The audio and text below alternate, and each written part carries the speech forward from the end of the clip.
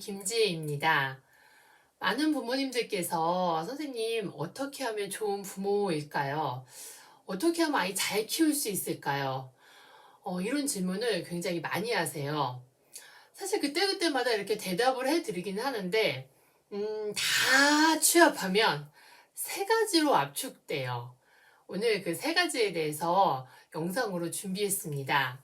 좋은 부모님, 아이 잘 키우는 부모님 되시려면 전 무조건 첫 번째는 아이에 대한 이해가 충분해야 합니다. 라고 얘기해요. 아이를 이해하는 데는 많은 이론이 필요할 거예요, 아마. 아동 심리도 공부하셔야 되고요. 아동 발달도 공부하셔야 되고요. 아동의 건강에 관련된 것도 공부하셔야 되고요. 참 공부할 게 많아요. 그런데 제가 꼭 붙이는 게 다각적으로 공부하세요 라고 얘기해요. 이유는 작년엔가 MBTI 이렇게 유명하게 됐을 때, 유행하고 있을 때 어떤 부모님께서 MBTI 이론을 딱 접하는 순간 아이에 대한 모든 것이 이해가 됐대요. 그런 나머지 아이에 대한 이해도가 올라간 건 사실이지만 다 MBTI하고 연결해서 생각하시는 거예요. 생활 습관, 공부 방법, 아이의 마음까지. 아이를 이해하는 좋은 도구는 되지만 전부는 될 수 없어요. 그래서 다각적으로 다양하게 아이를 충분히 이해하셔야 합니다. 라고 해요. 그리고 두 번째는 아이를 충분히 이해한 다음에 부모로서의 나에 대한 충분한 이해도 해야 된다고 해요. 부모가 되었어요. 어느 날 부모가 되었고 그 부모가 되기까지 성장을 했잖아요. 그 성장 배경, 나와 부모님과의 관계, 형제와의 관계, 나의 기질, 부모가 된 나의 성향, 배우자와의 관계, 이런 모든 것들이 아이의 양육에 영향을 미칩니다. 따라서 나에 대한 이해가 좀 깊이 잘 되시고, 나 이런 사람이구나, 나 이런 부모구나, 라고 깨닫고 그거에 맞는 양육을 또 찾으셔야 되거든요. 또 나에 대한 이해가 잘 되시는 분이 아이에 대한 이해도 또 잘 되시더라고요. 이 두 가지는 굉장히 중요하죠. 그리고 세 번째는 그렇게 이해가 되신 다음에 그 둘의 균형, 그 다음에 조금 차이가 있다면 조율, 그 다음에 조정, 조화를 이루는 양육 방법을 찾으셔야 합니다. 라고 해요. 아이하고 부모는 분명 다른 사람이고 차이가 있습니다. 아이가 너무 행복한데 부모가 너무 힘들어요. 아니면 부모가 너무 행복한데 아이가 방치돼요. 둘 다 안 좋죠.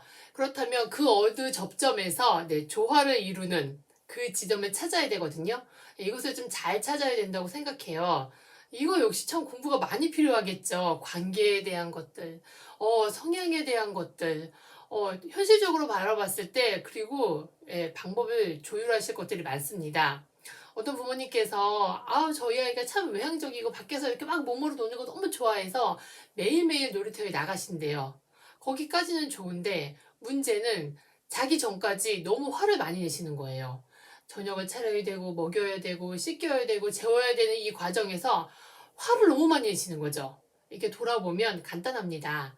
체력이 고갈된 거죠.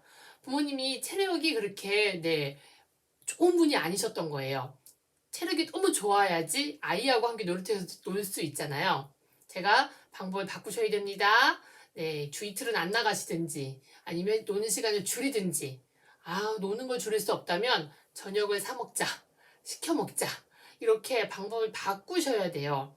양육이라는 게 오늘 하루 쥐어짜는 힘으로다가야 잘 살 수 있지 않잖아요.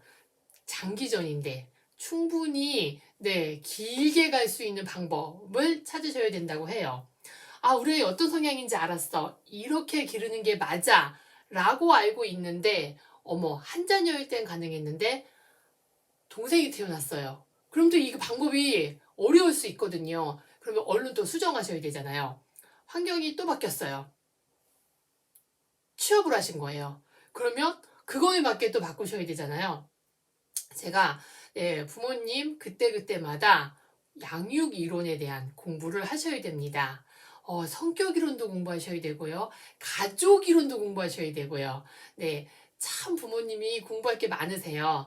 근데 이게 뭐 대학 가는 공부, 우리가 막 시험 보는 공부 아니잖아요. 생활 속에서 자연스럽게 우리 아이와 내가 살아가는데 도움이 되는 거예요. 그리고 이론과 실제 사이에 약간의 갭이 있거든요. 또 요거를 잘 균형을 맞추셔야 돼요. 제가 1번, 2번, 3번 이거 잘하시는 분이 좋은 부모님, 좋은 양육을 할 수 있습니다. 라고 해요. 그리고 네, 이것은 부모가 되는 그 순간부터 계속 성장해 나가는 거라고 합니다. 어느 날 갑자기 이 모든 것을 다 알게 되진 않잖아요.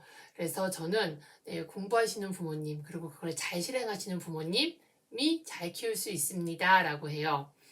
오늘도 우리 아이를 위해서 좋은 부모가 되기 위해서 이것도 살펴보시고 저것도 살펴보시면서 성장하시는 그 시간, 네, 응원하겠습니다.